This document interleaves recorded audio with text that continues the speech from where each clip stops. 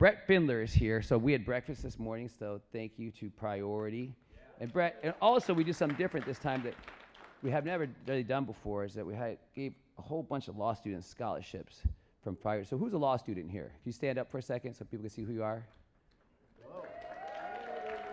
Because you know, the reality is, you know, we go to these conferences and you see these young folks, and you know, how many times do you think, God, if I could have gotten this kind of information, this exposure, younger in life, got better vision for my life, instead of wandering around trying to figure out what the hell to do, how to make money, how I'm going to survive, because you have no vision. Mostly law students, you're clueless. Especially, I never even had a job when I was in law school. Many of us are still clueless.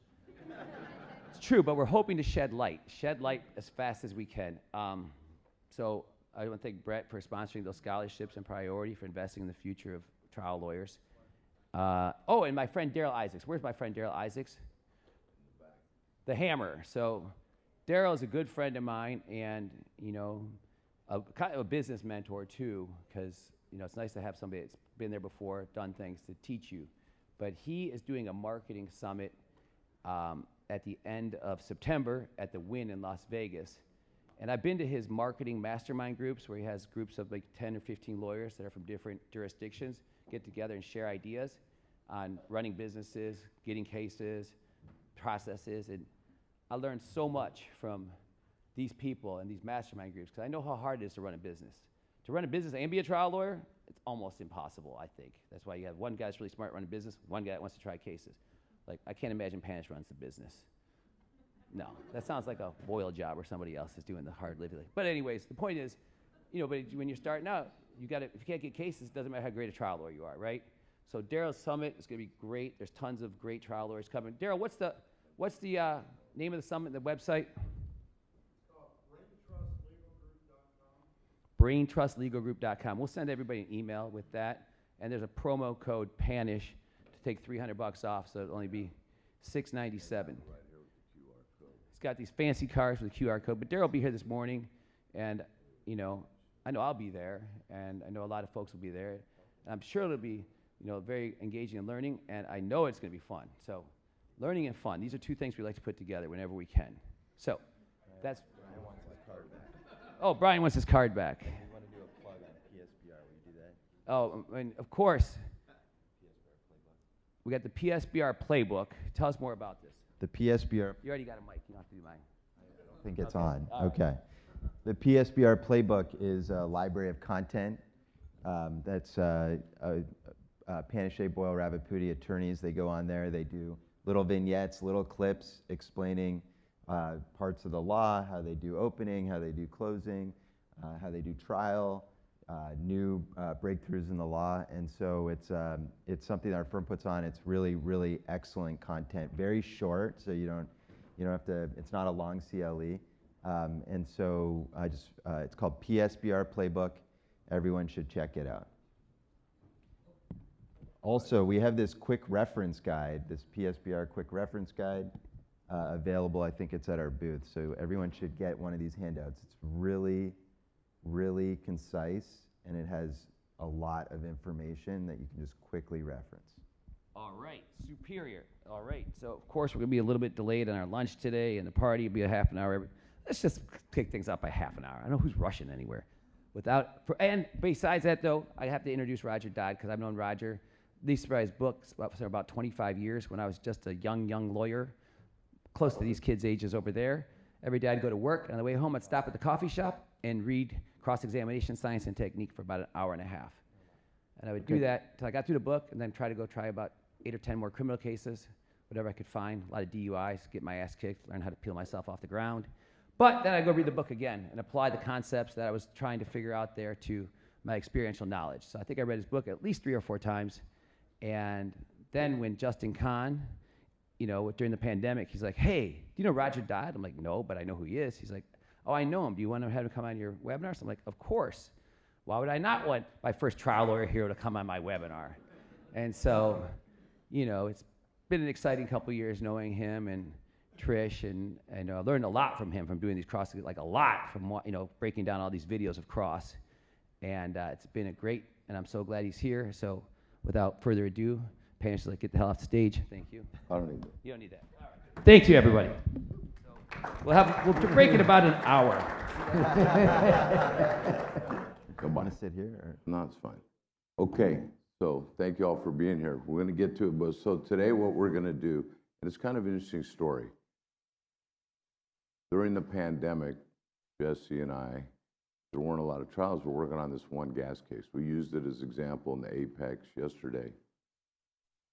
So when I deposed this Deborah Reed that I showed yesterday, the first time it was live, and it was so difficult. I had to depose so many hard witnesses, CEOs, top engineers, and she was one of the most difficult ever. Media trained, never answered a question. It was very frustrating.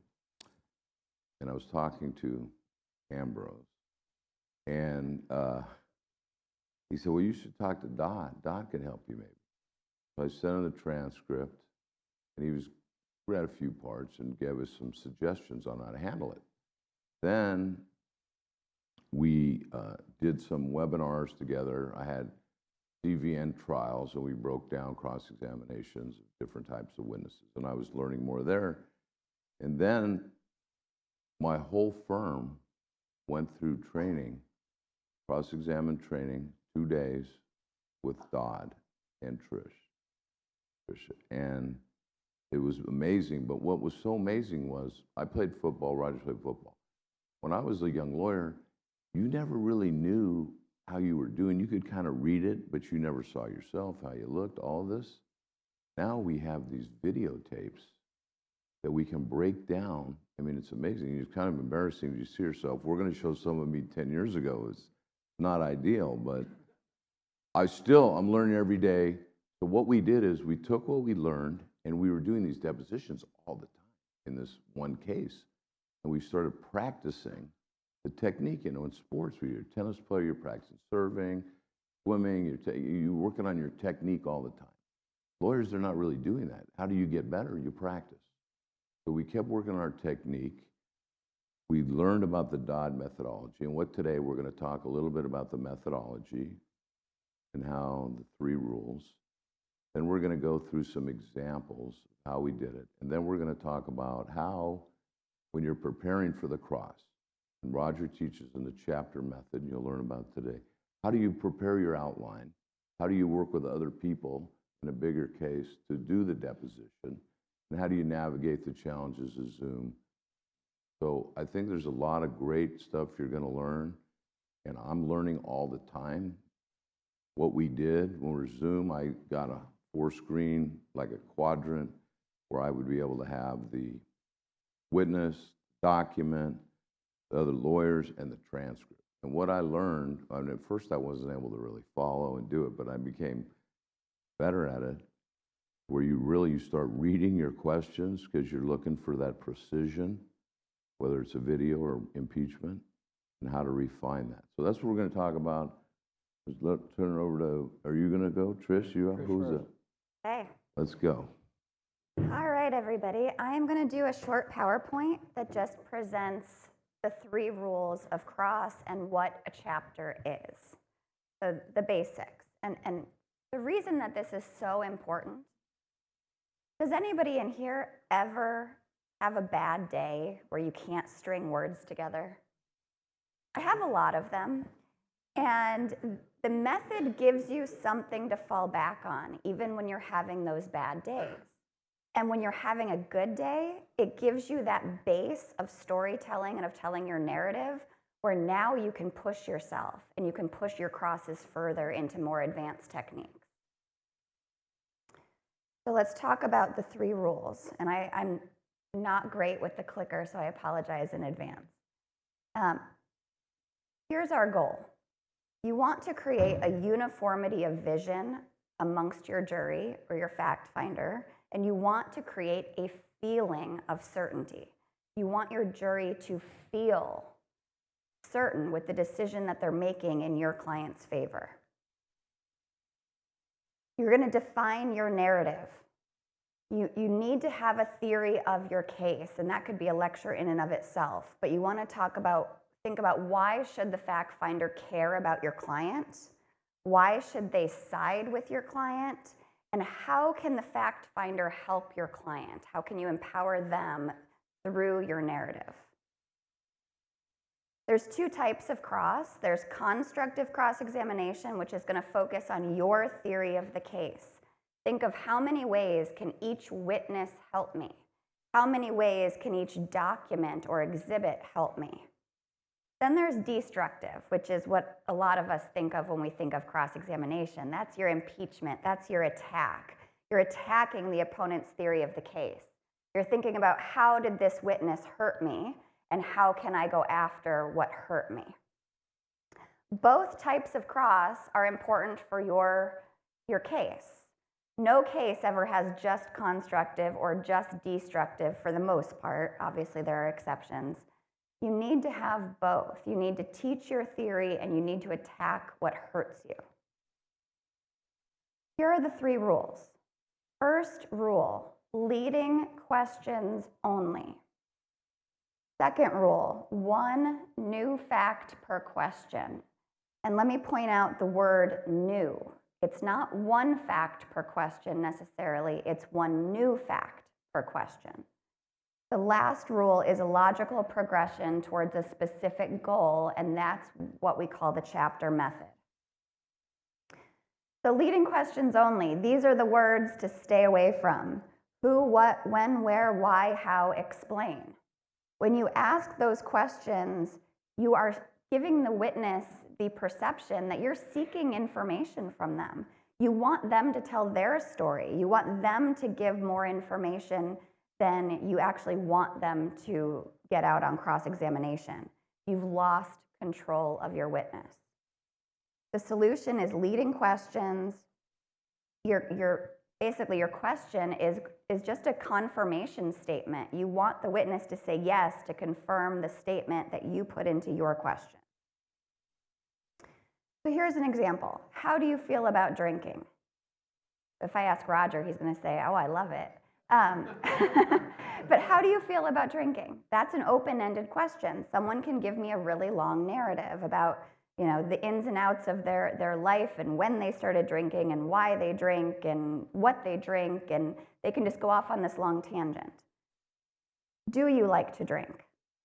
Starts with a verb, still is a non-leading question. You like to drink? Yes, it's a leading question, but it has extra words you don't need. Think about breaking this down. It's actually 2 different questions. You drink, you like it. If the witness says yes, they drink, can they ever answer no to they don't like it? Are they going to say, oh, somebody made me, they poured it down my throat? No, they're going to give you the yes that you need. You're building your narrative 1 new fact at a time.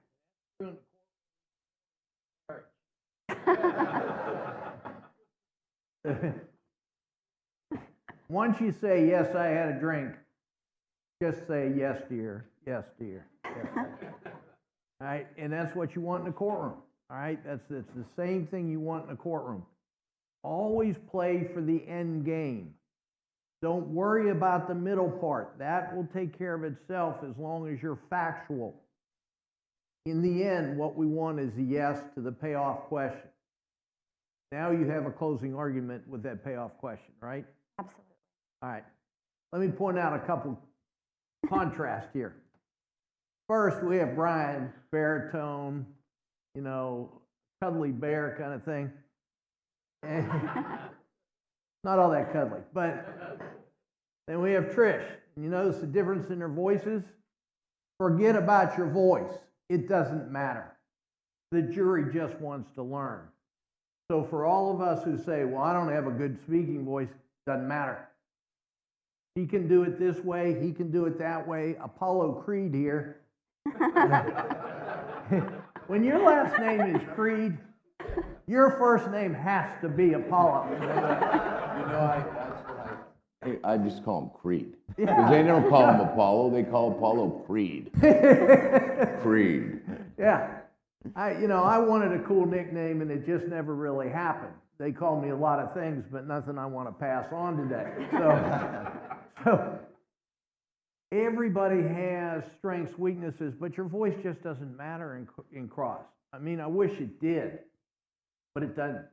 Your size doesn't matter. I'm sure Brian has heard this all the time. I've heard big dumb jock from the South can't be that smart, right? Doesn't matter. If I got the skill set, doesn't matter how I look. I had a jury say, the fat guy's pretty good. I'm not that damn fat anymore.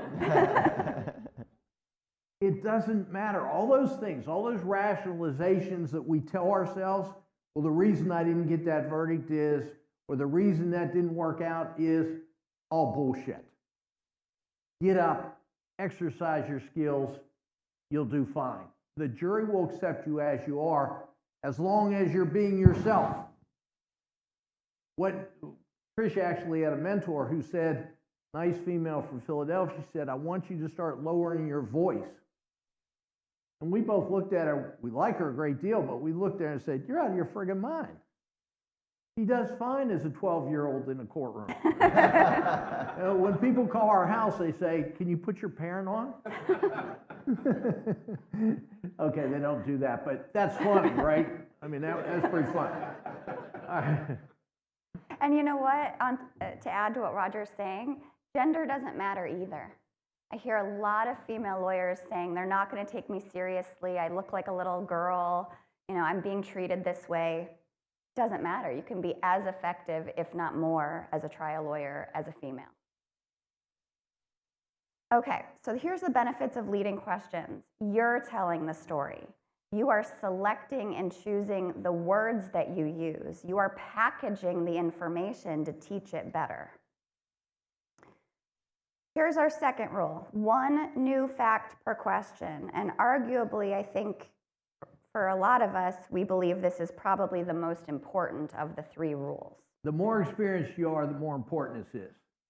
Because as we build up our experience level, we smash a lot of facts together and we get by with it. Out of force of personality, the judge lets you do it. The judge goes, oh, okay. The jury says, yeah, I'm following it. No, they're not. We go one fact at a time, not only control the witness, to make it understandable to a jury who couldn't get off jury duty. Well, don't make fun of them. We're in friggin' California in a room with no windows on a Saturday. How friggin' smart are you people? Huh? I mean, I'm getting a good bottle of scotch out of this. I don't know what you guys do. All right, back to PowerPoint. We're teaching the witnesses how to answer. And this is just like the storybooks that you read to your kids. You threw the ball. The ball was red. You threw the red ball to Sue. You are using these short, one new fact per questions to give your narrative and teach the witness how to answer. So here's an example of what not to do. You saw the burly, bearded man with the big gun in his hand point that gun at the young, thin woman in the Mercedes. 12 facts in that question. If your witness actually says yes, did the jury get any of that? No, they maybe got one or two facts. If the witness says no, you don't know which of those 12 facts they're saying no to. Break it down and teach it better, and it actually goes very fast. So you looked, you saw a man. He was burly, he was bearded. You saw his hand. In his big burly hand was a gun, a big gun. He pointed that big gun, pointed it at a woman. She was young, she was thin, she was in a car, her car was a Mercedes. That took me no time at all. And now you have all 12 facts and you've heard a story. And halfway through that, most juries will look up and go, I know where this is going. Now it's their conclusion, not your conclusion. You see the difference? They say, oh, I figured this out. And you get there and they go, yeah, that's what I thought was going to happen. Then they become our jurors because they've engaged in our narrative. There's not two narratives anymore, there's one. The one that they figured out through us. Now, what we don't tell them in closing is, you know why you figured it out? I really got skills, dude. right? You never ever say that part. You just say, you figured it out. Because it was there for you to figure out. Then they're going to embrace it. And importantly, in PI work, one juror won't screw up the other jurors. How many times you have a pretty good verdict going and then one juror screws you and they pull the whole thing down? That won't happen under this method. Yeah, when a jury comes to their own conclusion, they own it. It's theirs, it's not yours. And when they own it, they feel it. And that's what this method does. You're being visual in your presentation. The level of factual detail creates that feeling of certainty within them. Rule number 3, logical progression to a specific goal. This is the chapter method. You are breaking your cross into a series of chapters. Think of them as like chunks of information. Each chapter tells a portion of the story. Just like a novel. Your novels have chapters. Each chapter tells a portion of the story. You're breaking down your narrative into chunks, bite-sized chunks of information. So here's the actual definition of chapter. It's a group of leading questions that progress in a logical sequence, starting generally and becoming increasingly specific to establish a factual goal. Think of it like an upside-down triangle. The wide part of the triangle is your more general questions, and you're whittling it down, getting increasingly more specific until at the end of your chapter, you believe that your juror or fact finder understands the goal that you were trying to get at. But let me distinguish goal from conclusion. If you do this well, you don't ask the conclusion question at the bottom of your chapter. If the word so comes out of your mouth, I guarantee you, you are about to try to spike the football and ask the conclusion. Abort. Don't do it. When you do a really well-defined chapter, you don't need it. Your jury already owns the conclusion. And all you do by asking the conclusion question is give the witness an opportunity to try to fix what they've already screwed up. The easiest way of doing this is actually to draft your chapters backwards. You know what you need to prove in the case. Most of you, I would imagine, are doing, order of proof charts, things like that. Take what you need to prove. Think about the factual goals in order to prove that. Come up with all of your goals and now start to draft your chapters backwards and think about how can I start generally so the witness doesn't really know where I'm going. You're causing them to feel anxiety, which is kind of fun, and you're going to get to where you want to go. Yes, I know, Roger, I'm kind of mean. I get that. Okay, chapter is always multiple questions. It is never one question. If your chapter is one question, that is a conclusion. I also think a chapter is never two questions. If you have a setup question and only a second question, your second question is a conclusion. Break it down. If you do feel like, oh, well, I have a chapter and it's only one or two questions, do one of two things. Either look at it and say, how do I make this more detailed? How do I add more context to it? Or scrap it. It might not actually matter to your case, and that's why it only has one or two questions. You want to maintain this triangle. The witness does not know where you're going. They're not seeing your trail. You're going to use short, factual questions to box in the witness. The answers should mostly be uncontested answers or answers that don't really matter. So this is sort of what I was talking about. If you have two questions where you say, if A, that's your first question, then F, your second question, it's a conclusion and you're not teaching. You want to go if A, then B, then C, then D, then E, then F. That's how you're telling your story. Yeah, and when you're doing A through F, the jury gets it at about C. And you'll know they get it because they start looking at each other like, I know where this shit's going. Right? And then when you get at the bottom, they'll do this. We know. We know what happened. Have you ever seen a juror do this? you're fixing to get a damn verdict. All jurors are the same. We're all the same. We're unique in ourselves, but we're really all the same. By the way, blue jeans from Park City, suits from LA. Okay? It's a Saturday, guys. Just a personal comment. I'm not sure why I'm in a room with no windows.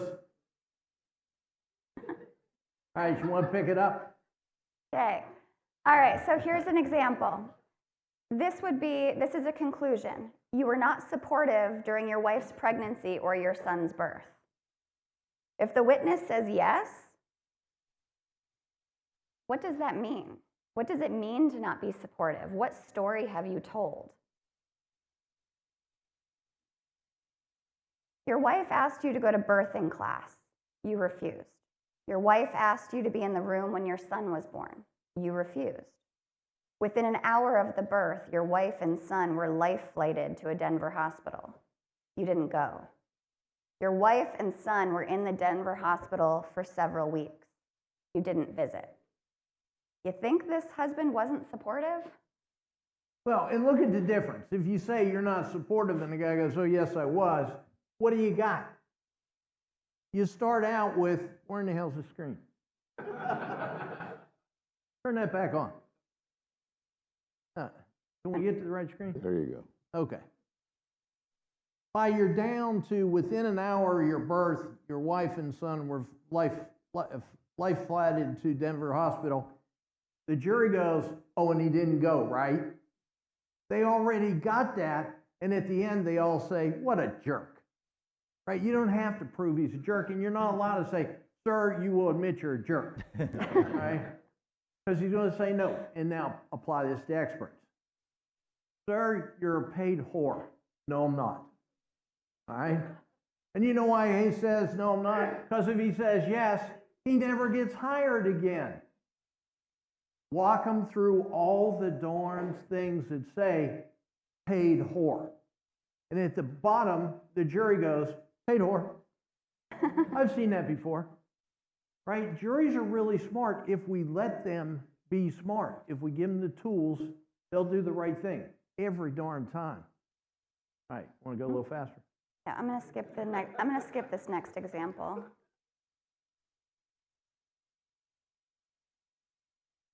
Yeah, I don't like that chapter. That's really creepy.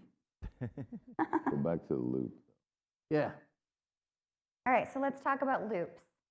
These are 3 techniques that you guys are all probably already doing. It's about making it conscious. Let's talk about each one separately. The basic loop. This is a great technique for labeling witnesses and labeling pieces of evidence. Step number 1, you use a leading question to get the witness to admit a desired fact or phrase. Second step, now you loop it. You're going to extract that desired fact or phrase that you just established.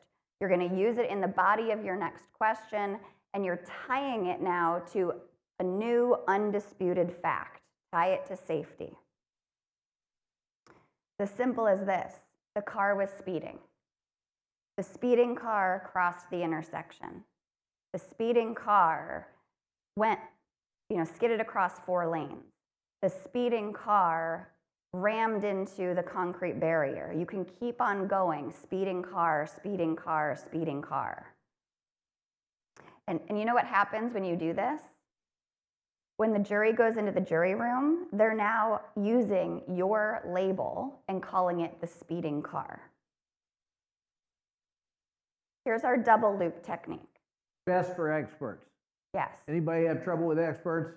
This is your technique. Okay? Same first step, establish. You're going to use a leading question to get the witness to admit a desired fact or phrase. Second step, you're going to do a second question to get the witness to admit a second desired fact or phrase. Then you're going to loop those 2 facts or phrases and tie them to safety. It's a great technique with experts because it really highlights inconsistencies. Here's an example. You used all of your professional skills and judgment in preparing your